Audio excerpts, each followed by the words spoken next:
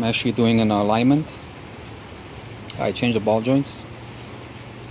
Just the ball joints, no tie rods. I see you don't need an alignment, but I did notice getting a wear inside, or I should say the outside of the tire. So what I did is I used a pink rope. Yes, it is pink, so I can see how I did this. First of all, okay, first I went with the pink rope all the way around, okay, the tire, so we can see which tire is off. Then make sure your steering wheel is straight. Then I put these levels and I make sure that it's touching against the rim, not the tire, the rim, at the edge here, and I tighten it. It was barely a little bit off, so I just tighten it a little bit so the level is actually straight. I'll show you another point of view. I already did the alignment, but if you look right now, you can actually see the rope. Let's see if I can do this. See, the rope is straight with the level, meaning it's not off, it's with the rope. I also use a tape measure from one side.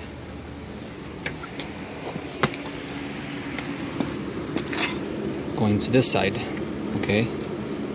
And it came out exactly. The measurements here, then I did the other side, which is right there, behind the tire. It came out to be exactly. Now you might only have to do one tire, the camber caster, whatever you call it, in and out. Mine turned out to be the driver in order for the steering wheel to be straight. Again, on this side,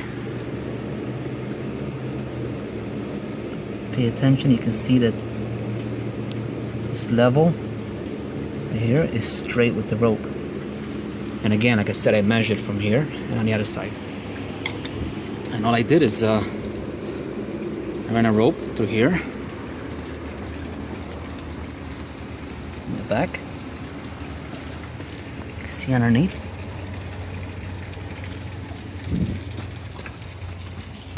Since I have a lot of garbage in the trunk, I use a jack from the tow bar to actually raise that up so the height can be the same as the front.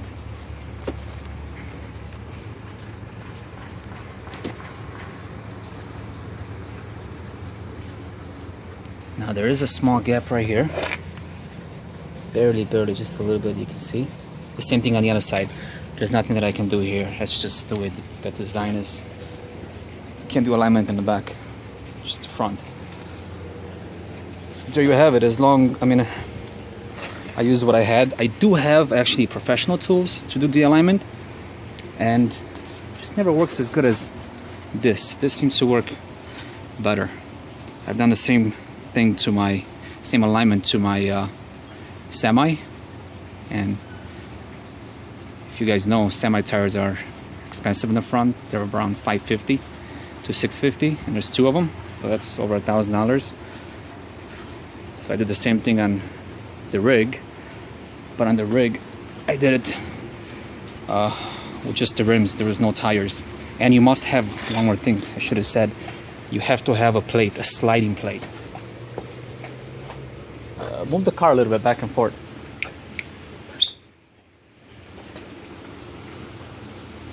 He's gonna try and move the car back and forth. Okay, and you can see the plate moves.